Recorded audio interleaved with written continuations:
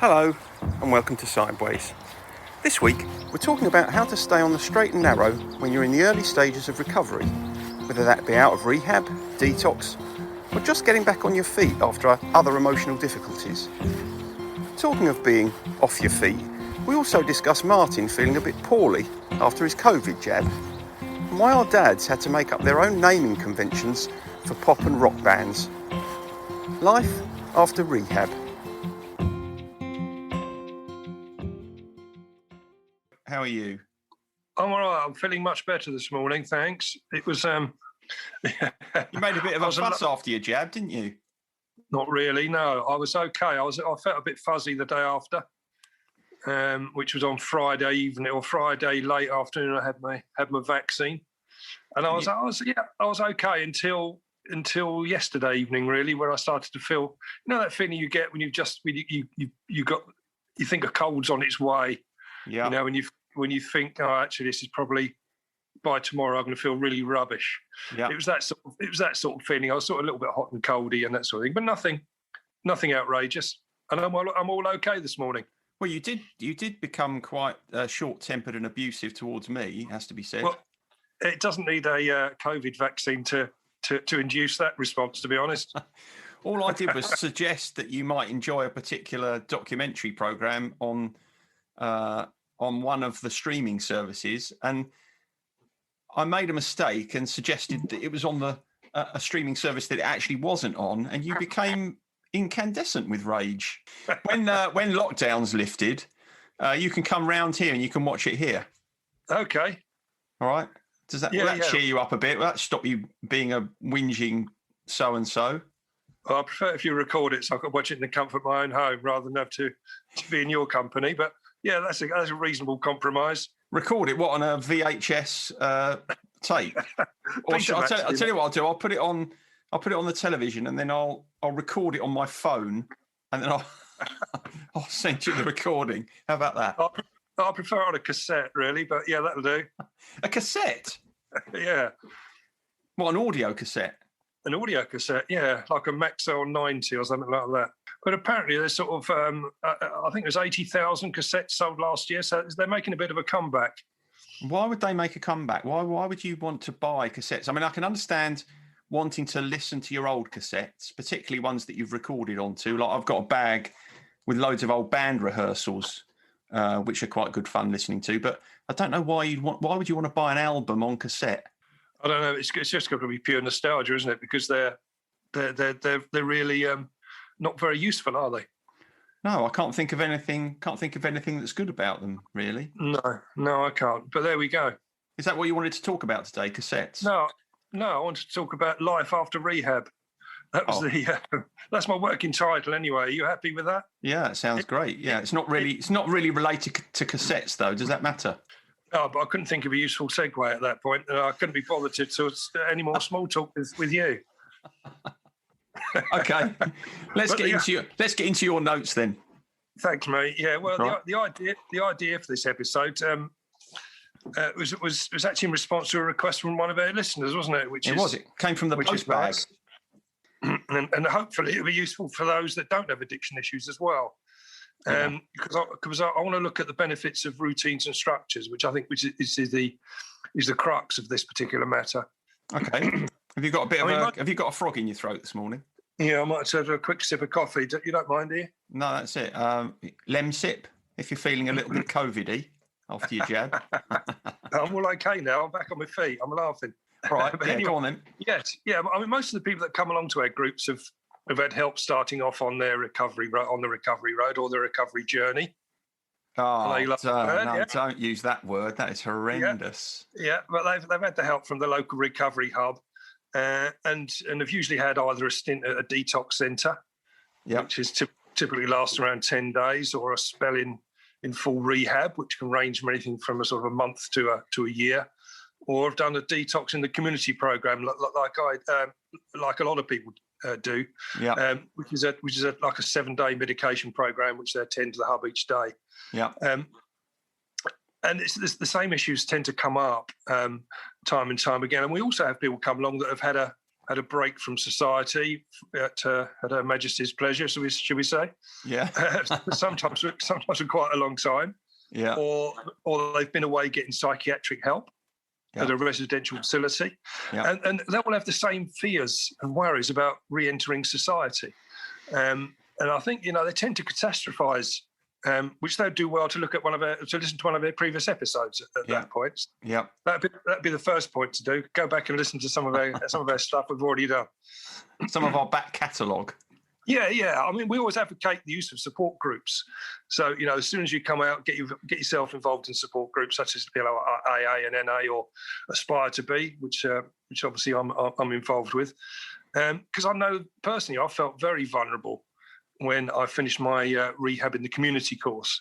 And I felt that, what's next? I did start to still feel quite, a little bit scared, but it was, where am I going to, how am I going to continue this? It's been great. I was in this quite a comforting bubble.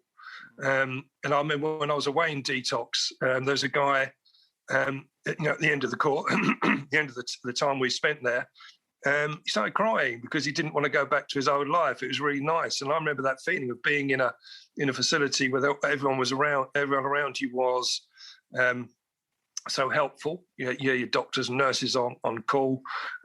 You had psychiatric help. Everything was there, and they were looked after. You were fed and watered, and it was just lovely. And then going back to the realities of normal life was quite a scary proposition. What discussion is there, if there is any? And I imagine there is, about how to bridge that space between going from a place where there is kind of focus on you and support for you kind of 24/7 and going back into a situation where you are literally often on your own.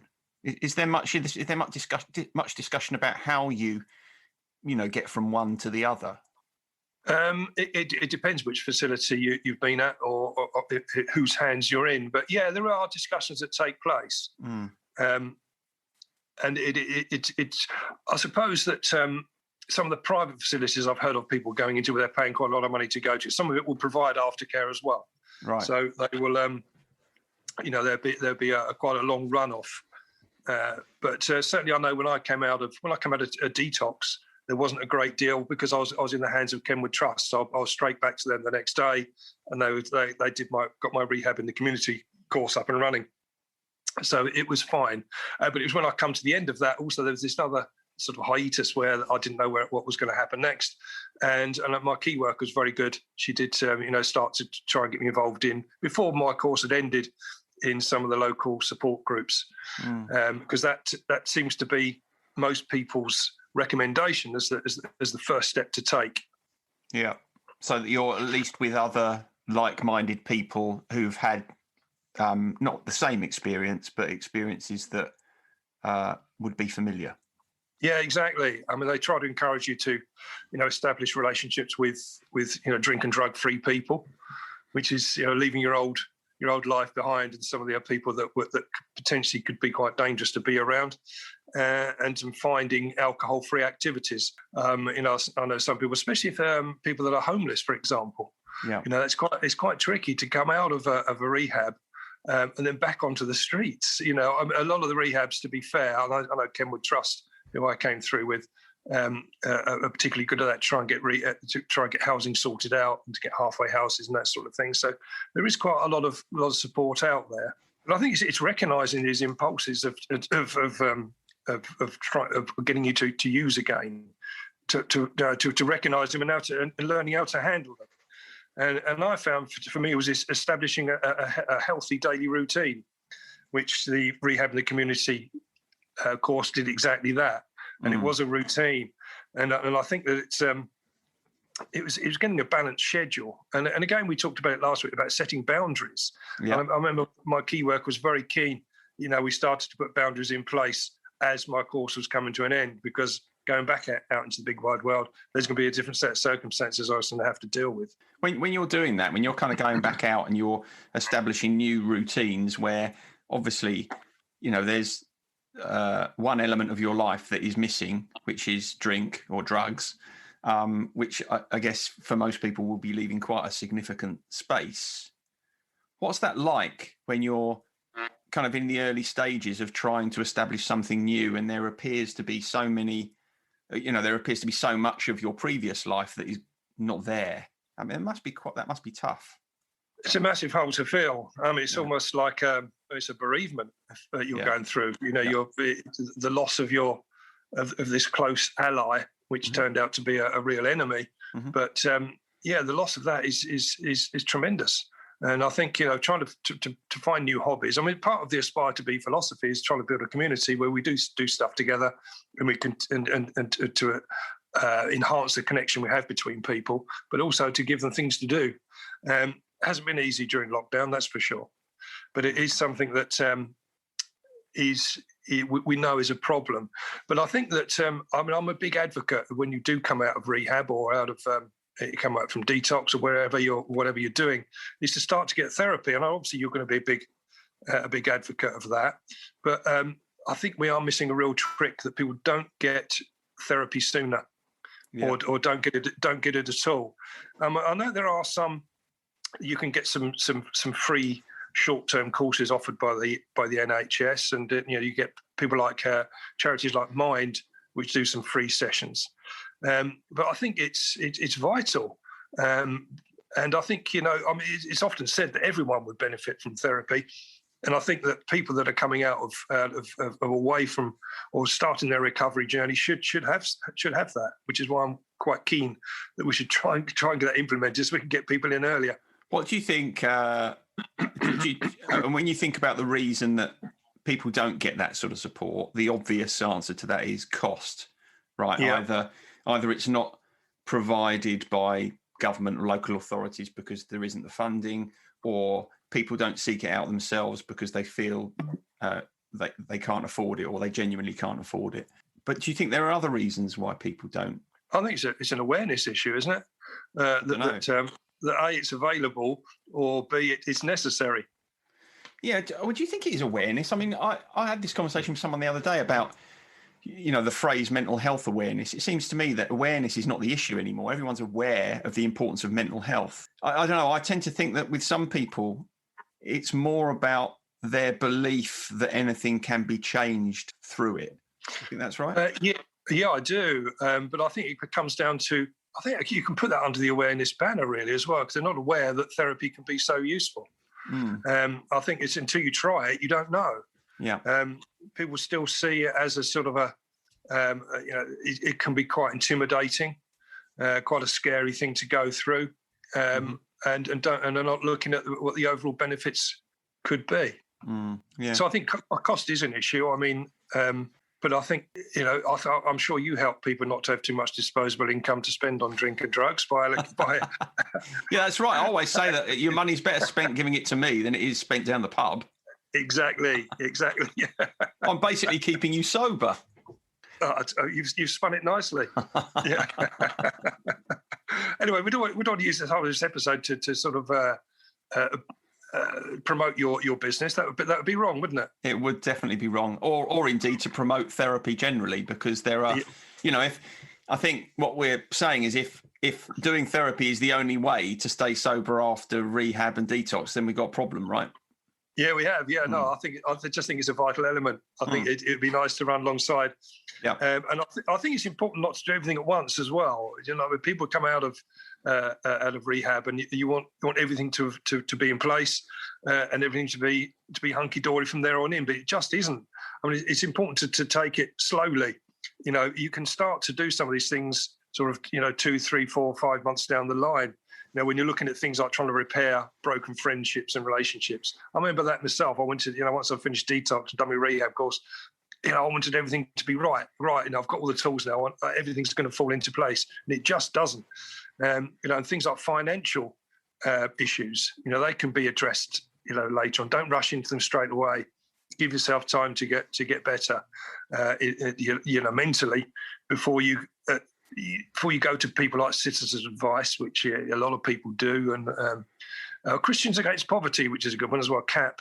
A lot of people come into groups and use CAP as a way of getting their finances sorted out. Again, a free It's a free service, and I think there's a lot of that. But trying to do that straight away, just give yourself time, and that you can that will fall into place. Isn't that part? Isn't that part of? In my experience, and I know your experience is much more extensive than mine in this area, but it always seems to me that part of the addict mindset is I've got to have everything now. Yeah, I've got to sort it now. I cannot wait for it. It must happen now. And so there must be, as much as there is obviously huge benefit in all the things that you've been through and learned in detox and rehab, that seems to me to be one of the kind of vestiges of addiction that is likely to hang around for some time. I mean, if I think about people who've been sober for even quite long periods of time, that anxiety about having stuff now and getting stuff sorted now seems to be something that stays in place. So finding a way of mitigating that and balancing that out in those ways that you're talking about is probably quite a challenge for a lot of people, right? It is, and we talk about that a lot in groups, which is where you learn about how to do these things and how to slow down, because everyone has the same issues. Well, not everyone, but most people come in will have exactly that. It's the frustration. But I think that listening to when you get to a certain point in recovery, for me, sharing my recovery story with groups of people who were just starting off on their journey as well was massive for me. And I see people really blossom when they come into recovery. They start to get better, and they're starting to share their story on with other people as well. It's like this continuation, and it helps to underpin your own recovery as well, because you take a real vested interest in people coming through that you can relate directly to. That's again, that seems to me to be another thing that if you can do that, if you're able to go and kind of share yourself with other people in a kind of peer group setting, that's an enormous benefit to you, because that ability to be vulnerable, that to accept yourself as you are and to show other people who you are, I think is another cornerstone of long-term recovery, isn't it? Yeah, and that's quite a big lesson to learn, and it's something that most of us that go into recovery have not ever done before. And it's just that asking for help, being willing to ask for help is just a real move forward. But I think also another thing to do really is to listen to top quality podcasts. So I think the best ones are sort of with therapists and recovering alcoholics having a little chat. I mean, to me, that's a no-brainer, isn't it? Well, I know you're making a tongue-in-cheek point, but actually, I think there is something quite serious in there, which is you're touching on the importance of the plethora of resources that are out there that don't cost anything. Yeah, I exactly. know, and I know not everybody will approach their recovery in the way that you have, but it seems to me that one of the things that's been a great benefit for you, and you've spoken about it before, is the fact that you have kind of immersed yourself in understanding addiction and understanding what it means to be in recovery.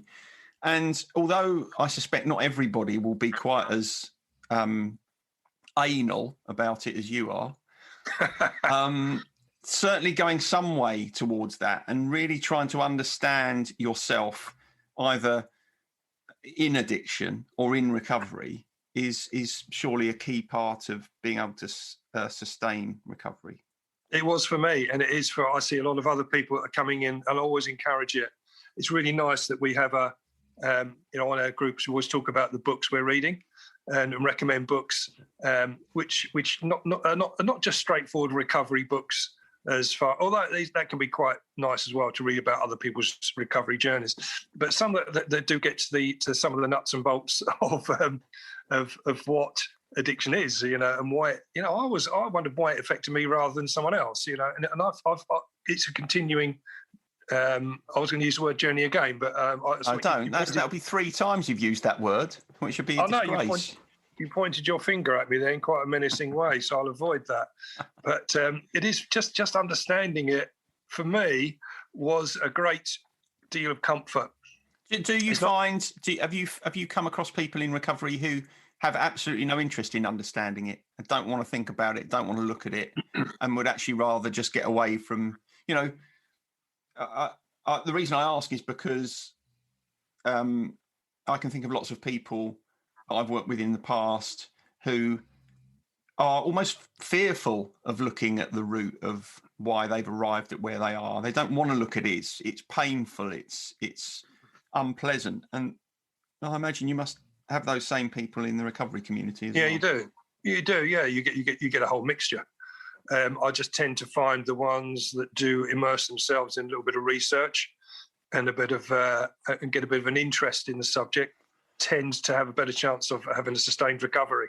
Don't you think you also, if you are able to kind of put yourself in a position where you're understanding more about the condition and understand more about yourself, you're more likely to develop a level of self-compassion that helps you as well?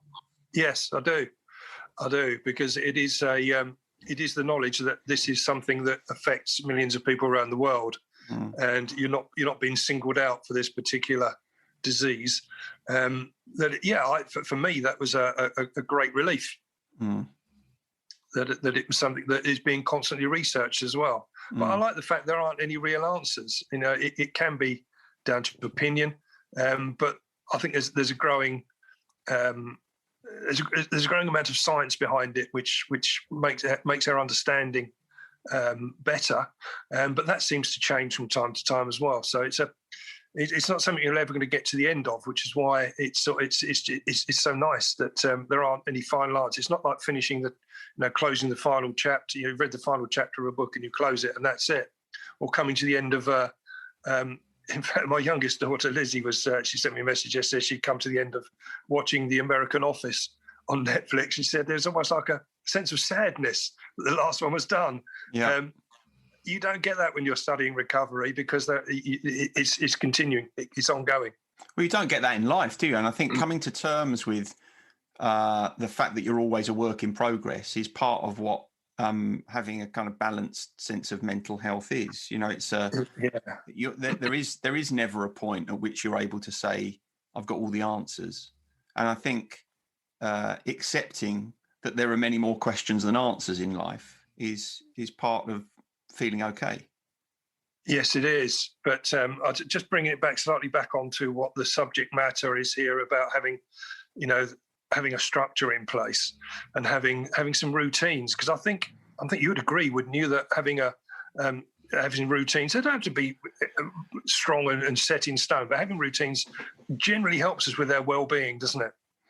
It does. One of the questions that people ask a lot at the moment is about how, and understandably, how to get through the kind of rigors of lockdown. I know we're hopefully coming to the end of it now, but these past few months have been very, very difficult for people because as you come up to sort of towards a year of being in that same situation, it becomes hard to keep yourself moving forward, keep yourself motivated. And the conversations I have with people are always around the importance of certain little things that you do have to put in your day. So, and that is structure. It doesn't have to be done at the same time. You don't have to do exactly the same thing, but there are certain things like, eating properly, getting enough sleep, getting outside for some exercise. I mean, they're all so simple, such simple things, but they really bear repetition because you cannot overstate their importance. So I think when we talk about routine, we're not talking about being regimented, not talking about doing the same things at the same time and creating, an immovable structure. It's just about making sure you introduce good practices into your life and keep them going every single day. I think you're right, and that's vital when you're coming away from an unstructured life of addiction into the new life that you're going forward with. I think having a daily structure helps you to embed. I think it's embedding helpful habits, isn't it, into your day. For me, having a structure, it's a way of monitoring my progress during the day, if you like. You've got certain things you need to do, and you do them, and you get a certain sense of well-being from that on its own. Yeah. That, you've actually achieved something, even if it's only small little bits. And I think that it's vital in recovery that we do that. Yeah. The other thing I always say to people is, and again, it's a small thing, but it's a really important thing. I tell people to make sure they do something every day that's just for them. something enjoyable that's just for you. It doesn't matter what it is. It doesn't have to be anything significant. It could be, sitting and enjoying a nice cup of coffee, or, reading a book, or watching something you enjoy on television, or having a bath, or whatever it is. But something every single day that is specifically for you, because not only is it enjoyable, but you're also reminding yourself every day of your own importance, which in the early stages of recovery, and indeed the later stages of recovery, is so critical for us to remind ourselves that we are front and center in our own existence. That's really true. I think having a sort of a regular structure, it can help you. It reduces your stress levels, doesn't it? Because for me, it helps me move past procrastination, which I know we talked about in a previous episode. It helps me avoid that by having a structure in place where I'm going to do, certain times that I'll do certain things. And you don't. Once you get into that habit, you don't have to push yourself through it. It becomes more natural, and I think that's vital. It was for me, and still is, that I don't just have an aimless day. Because, but it is nice. You're right. I think it's a good idea to have these times where you do set times aside just for yourself. And I think that at the other end of the scale, you get people that are totally immersed in their work, which I've seen people do that again. Coming out of addiction, they'll go back to their old job or go into a job, and they can attack that like an addict as well, which again is getting back to having the right balance. One of the reasons it's important to do something for yourself is it's easy to neglect your own needs, particularly when you probably are coming off the back of feeling the shame of your past. Yeah.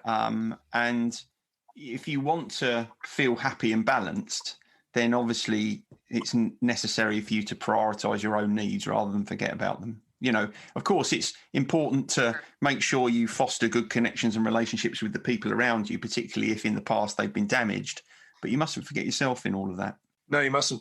And I think that it's quite tricky putting yourself first. I know we talked about it last week in Boundaries about trying to get yourself at the centre of things, certainly in recovery. And moving on from there, and at the start of your recovery road, you've got to do that. But I think I don't know how you feel, but I always found it very tricky to have a structure that I would stick to, and then not be distracted and go and do other things. So I think but it's become now more of a habit. I've been able to, even though it seemed a little bit difficult at first, it's become more of a habit, but then again, much more enjoyable. Yeah, I think I probably at one time was the same, that, I would find it difficult to discipline myself to do certain things, and I don't know what changed or where it changed. And I suspect it just changed over time, but I'm the same now. I find comfort and enjoyment in having some sort of structure. And the thing that makes it comfortable and enjoyable is that I am not a slave to it. So, if I think, well, I would do this today, but I'm not going to because I'm choosing to do something else, that's okay. It's okay for me to do that. So I think having an extreme at either end is unhealthy. When you say I must slavishly do this because this is what I do on a Tuesday or whatever it might be, is as unhelpful and unhealthy as saying, well, I haven't got anything in my day, I can do what the hell I please, all day long. I mean, they're both in their own ways probably destructive. So I think having some sense of what your days look like, but being flexible enough and kind enough to yourself to be able to adjust them as fits your needs is what's important. It is, and I think that is an important point. I remember my uncle, when my auntie died, he got himself into a routine, and he wouldn't shift from that. Like he'd suddenly be round at my cousin's place. He'd be around there for lunch or whatever, or was supposed to be staying along there for dinner, and suddenly get up and say, right, that's it. It's Wednesday, I'll do my ironing on a Wednesday afternoon. That was he'd gone, regardless of what he's leaving behind. So having that rigidity used to be quite annoying for everyone else around him.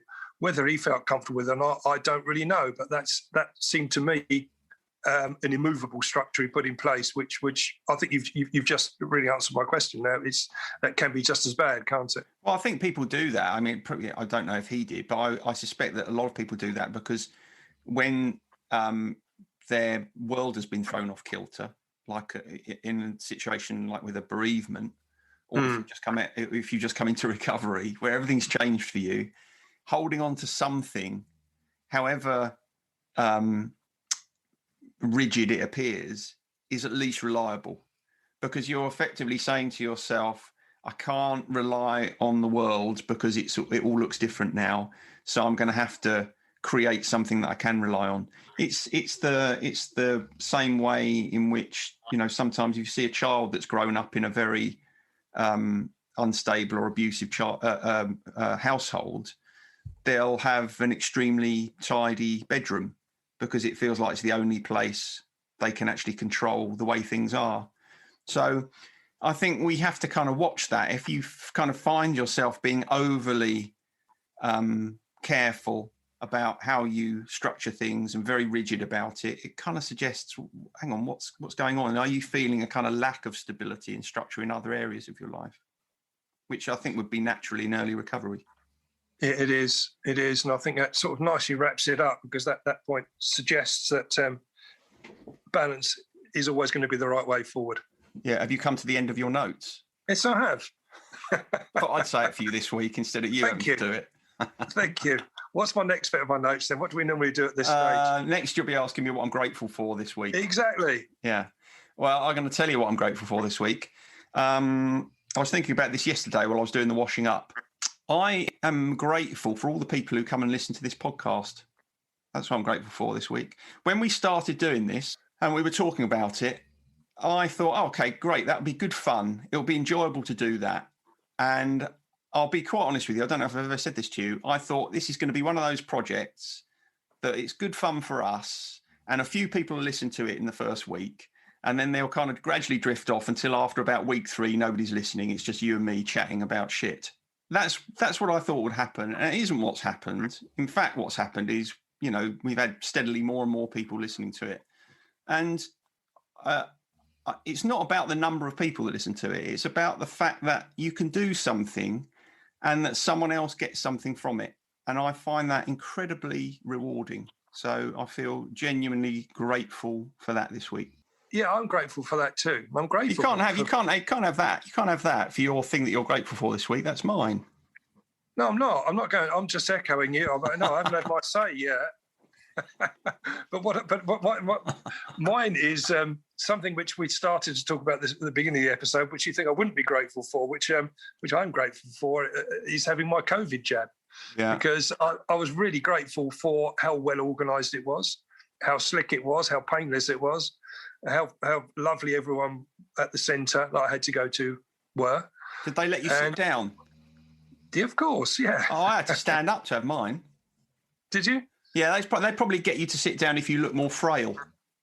I think it was. It's the older age group. No, I was very grateful for that. And I'm also very grateful for the video calls that I have with my girls continuing nice. on the weekends and during the week sometimes as well. Yeah. And my little grandson. So I'm grateful for that. I'm that's grateful nice. And obviously the video calls you have with me. That's I don't know if I put it under grateful, but it's part of your week at least. It's part of my structure. I have to do it. Yeah. Anyway, so I did a little bit of a Spotify search as I like to do at this point. Obviously, I could have just put Rehab in there, but you just got Amy Winehouse up, wouldn't you? And that would have been it. But and again, there wasn't a great deal. I put Structures in. And again, for some reason, this come up with another metalcore band from Canada, which is a bit weird, you know. They're called Structures. Structures, yeah. But there's another band called Structures that has come up now, which a little bit more rock poppy, if you like, and rather good. I don't think they've got a record deal or anything at the moment. You can listen to them on Bandcamp, and I really liked them. I did, but there's another. But also came up was a Teen Riot Structure, which was a track by T-Rex. Which, you know, I didn't. It was from one of their very early albums, Dandy in the Underworld, and it's an album I never had. But Mark Bolan was my first musical hero. Was he? And yeah, he was. I think the first album I ever bought was or bought myself was The Slider by T-Rex, one I'd saved up for. Oh. So yeah, I have a lot of respect for Mark Bolan. I don't think I've got anything to add to that, to be honest. I don't really remember much about Mark Bolan. I only remember him driving his Mini into a tree. He was in the passenger seat, but was he? Exactly, See, that's there you go. That's how much I know about Mark Bolan. I didn't even know that he wasn't driving.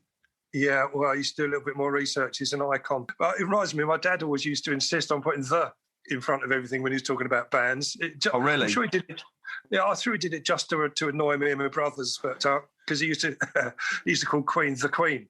This is the Queen, and it was he put it, as far as he was concerned, unless you had the in front of it, they didn't exist. And he came up years ago. This was during the 60s. He was talking about this, or perhaps early 70s. He said there should be a band called the.